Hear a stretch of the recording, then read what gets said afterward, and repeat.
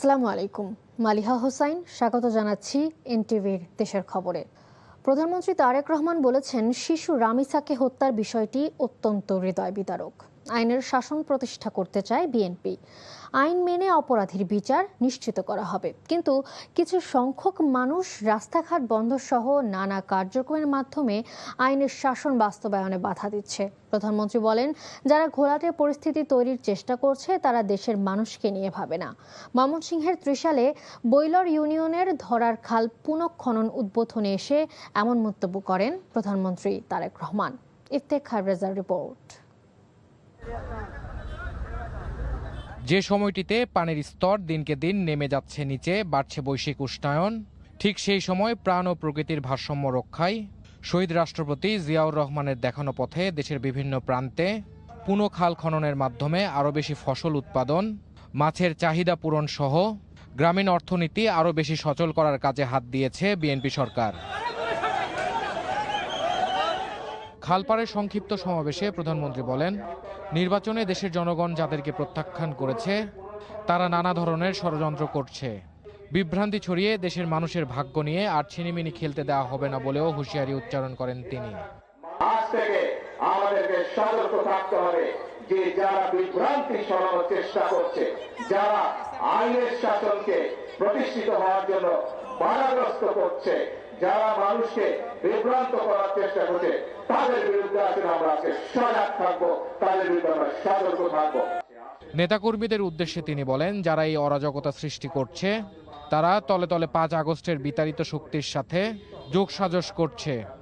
এখন যারা অরাজকতা সৃষ্টি করতে চাইছে, খবর নিয়ে দেখেন, ওই 5 আগস্টে যারা বিতাড়িত তাদের সাথে এরা তলে তলে আবার খাতির শুরু করেছে।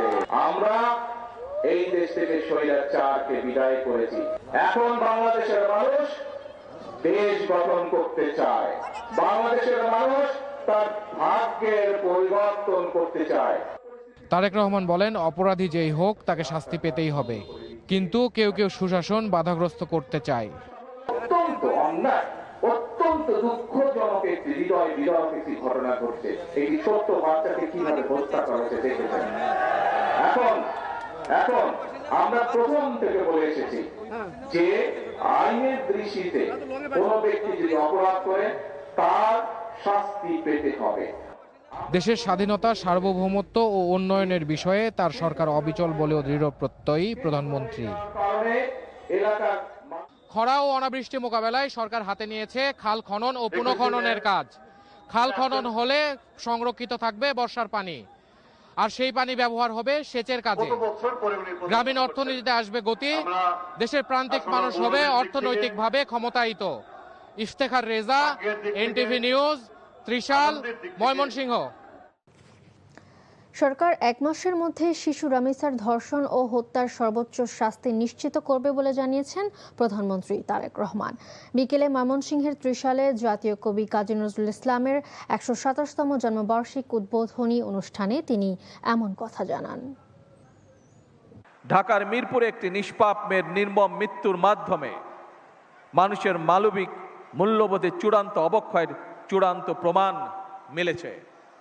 প্রিয় উপস্থিতিবৃন্দ, প্রিয় ভাই বোনেরা, এ বিষয়ে একটি কথা আজকের এই অনুষ্ঠানে আমি পরিষ্কারভাবে আপনাদের সামনে তুলে ধরতে চাই।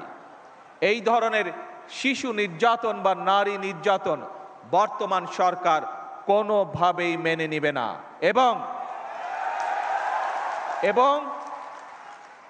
বর্তমান সরকার রামিসার এই হত্যাকারীর সর্বোচ্চ শাস্তি ইনশাল্লাহ আগামী 1 মাসের মধ্যে নিশ্চিত করবে, এবং সেই সর্বোচ্চ শাস্তি হচ্ছে মৃত্যুদণ্ড। রাজধানী ঢাকার পল্লবীতে ধর্ষণ ও হত্যার শিকার শিশু রামিসার কবর জিয়ারত করেছে মুন্সিগঞ্জের 2 সংসদ সদস্য, জেলা প্রশাসক ও বিএনপির স্থানীয় নেতাকর্মীরা। সকালে মুন্সিগঞ্জের সিরাজুদ্দিন খান উপজেলার শিয়ালদি মোল্লাবাড়ি কবরস্থানে গিয়ে তারা কবর জিয়ারত করেন এবং শোক সন্তপ্ত পরিবারের প্রতি সমবেদনা জানান। এ সময় মুন্সিগঞ্জ 3 আসনের সংসদ সদস্য কামরুজ্জামান রতন, বিএনপির কেন্দ্রীয় নির্বাহী কমিটির স্বেচ্ছাসেবক বিষয়ক সম্পাদক মীর শরফত আলী সপু, সংরক্ষিত সংরক্ষিত নারী আসনের সংসদ সদস্য ফাহিমা নাসরিন মুন্নি উপস্থিত ছিলেন। জিয়ারত শেষে তারা নিহত শিশুর রুহের মাগফিরাত কামনা করে বিশেষ দোয়া ও মোনাজাত করেন। ধর্ষণকারীকে সর্বোচ্চ শাস্তি ফাঁসি হওয়া উচিত বলে মনে করেন চট্টগ্রাম সিটি কর্পোরেশনের মেয়র ডক্টর শাহাদাত হোসেন। দুপুরে চট্টগ্রাম মেডিকেল কলেজ হাসপাতালের ধর্ষণ চেষ্টা ও নির্যাতনের শিকার হওয়া 3 শিশুকে দেখতে গিয়ে তিনি এসব কথা বলেন। এ সময় শিশুদের শারীরিক অবস্থার খোঁজ খবর নেন এবং স্বজনদের সঙ্গে কথা বলেন তিনি। সাম্প্রতিক সময়ে শিশু নির্যাতনের ঘটনা উদ্বেগজনক প্রকাশ করেন সিটি মেয়র। শিশুদের নিরাপদ রাখতে চট্টগ্রাম সিটি কর্পোরেশনের উদ্যোগে ডে কেয়ার সেন্টার চালুর পরিকল্পনার কথা হয়েছে।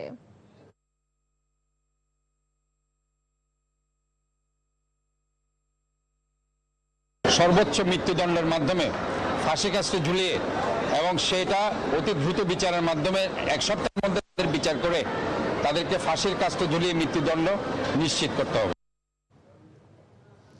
মাগুরার শ্রীপুরের 7ম শ্রেণীর এক স্কুল ছাত্রীকে সংঘবদ্ধ ধর্ষণের অভিযোগে 3 জনকে গ্রেফতার করেছে পুলিশ।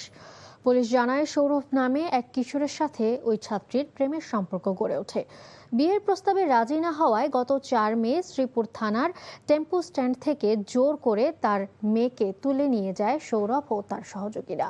পরে শ্রীকোল ইউনিয়নের খড়িচাইল গ্রামে গিয়ে সংঘবদ্ধ ধর্ষণ করে তা ভিডিও করে রাখে। পরিবারকে জানালে সোশ্যাল মিডিয়ার ভিডিও ছড়িয়ে দেওয়ার হুমকি দেয় আসামিরা। পরে বাসায় এসে পরিবারকে বিষয়টি জানালে শ্রীপুর থানার সৌরভ সহ 5 জনকে আসামি করে মামলা করা হয়। গত রাতে অভিযান চালিয়ে অনিক, রানা, নয়নকে গ্রেফতার করে পুলিশ। বিকেলে তাদের আদালতে পাঠানো হয়েছে। গত 24 ঘন্টায় হাম ও উপসর্গে 13 জনের মৃত্যু হয়েছে আর 2132 জন আক্রান্ত হয়েছে বলে জানিয়েছে স্বাস্থ্য অধিদপ্তর। এদিকে ঈদে বাড়ি ফেরার সময় হামের প্রকোপ বাড়তে পারে বলে আশঙ্কা প্রকাশ করেছেন স্বাস্থ্যমন্ত্রী সরদার সাখাওয়াত হোসেন বকুল।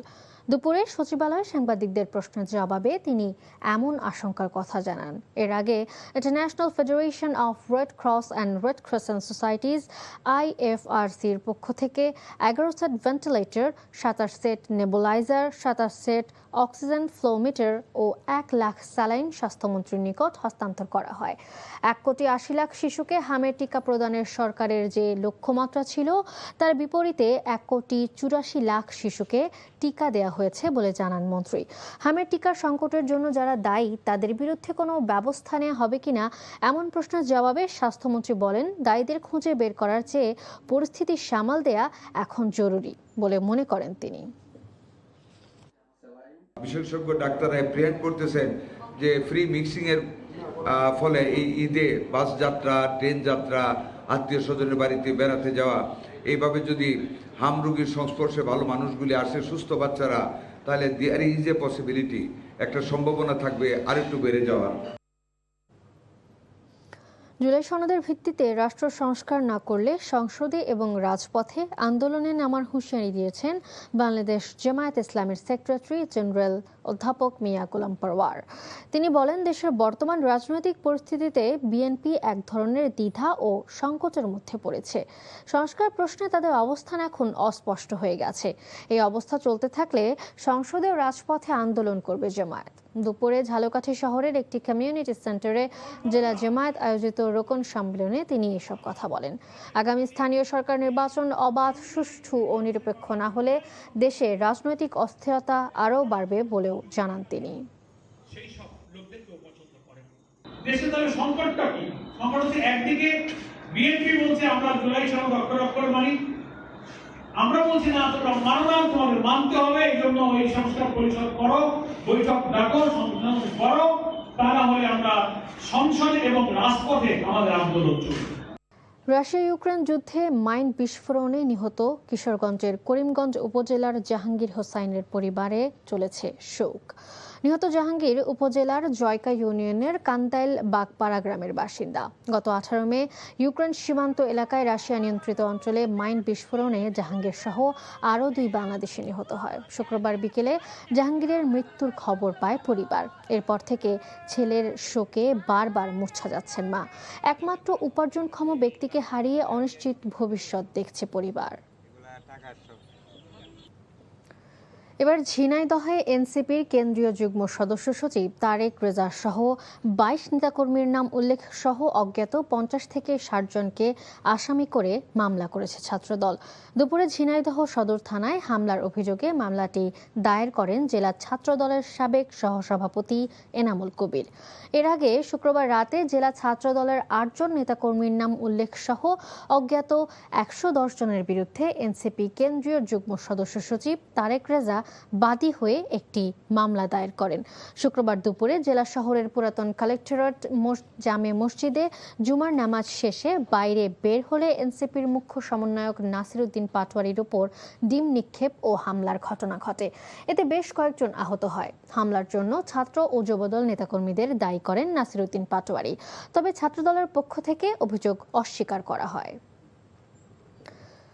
খুদে ফুটবলারদের মধ্য থেকেই বাংলাদেশে একদিন ম্যারাডোনা, পেলের মতো খ্যাতিমান ফুটবলার তৈরি হবে বলে আশা প্রকাশ করেছেন জাতীয় সংসদের স্পিকার হাফিজউদ্দিন আহমেদ বীর বিক্রম। দুপুরে ফিফা ও এএফসির নির্দেশনায় যশোর শামসুল হুদা ফুটবল একাডেমিতে দিনব্যাপী এএফসি গ্রাসরুট ফুটবল ডে এবং ওয়ার্ল্ড ফুটবল ডে উদ্বোধনী অনুষ্ঠানে তিনি একথা বলেন। খুলনা ও রাজশাহী বিভাগের ২২টি ফুটবল একাডেমি থেকে আগত ৮০০ খুদে বালক ও বালিকা এতে অংশ নেয়।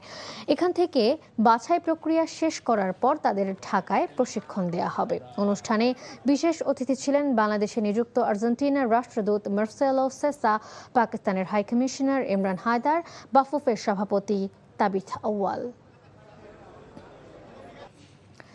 নাটোরে এক ব্যবসায়ীর বাসার তালা ভেঙে সমস্ত মালামাল লুটে নিয়ে গেছে দুর্বৃত্তরা।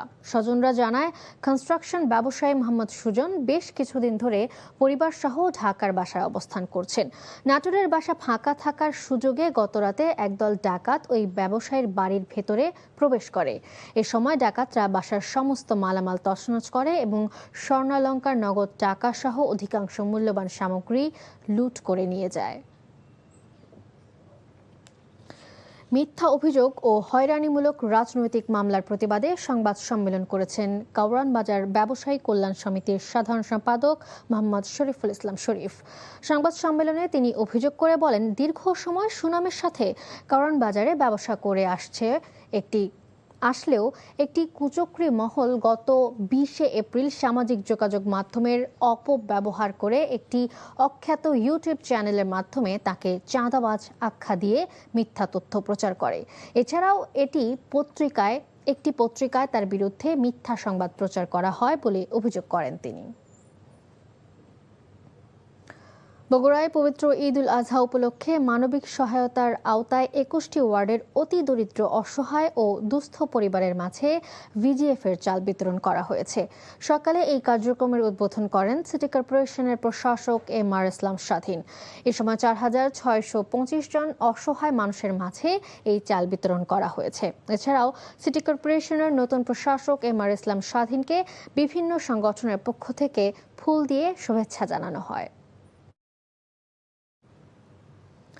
কুড়িগ্রামে ধরলা নদীর উপর প্রস্তাবিত সেতু নির্মাণের নকশা প্রণয়ন ও কারিগরি বিষয় পরিদর্শন করেছেন চায়না রোড ব্রিজ কর্পোরেশনের প্রতিনিধি দল। দুপুরে চায়না রোড ব্রিজ কর্পোরেশনের প্রধান প্রকৌশলী জায়া সাই এর নেতৃত্বে ৫ সদস্যের প্রতিনিধি দল বাংটুর ঘাট এলাকায় ধরলার ২ পার পরিদর্শন করেন। এ সময় বাংলাদেশ সেতু বাস্তবায়ন ও ভবন ব্যবস্থাপনা ইউনিটের তত্ত্বাবধায়ক প্রকৌশলী মোহাম্মদ ইবাদত আলী উপস্থিত ছিলেন। এই ছিল দেশের খবরে। এই খবরের ভিডিও সহ আপডেট জানতে ভিজিট করুন NTV অনলাইন www.ntvbd.com। এছাড়াও এনটিভির জনপ্রিয় সব অনুষ্ঠান ও খবরের আপডেট জানতে ভিজিট করুন আমাদের ইউটিউব ও ভেরিফাইড ফেসবুক পেজ। ৬টা ইভিনিং নিউজ দেখার আমন্ত্রণ রইল। ধন্যবাদ সবাইকে।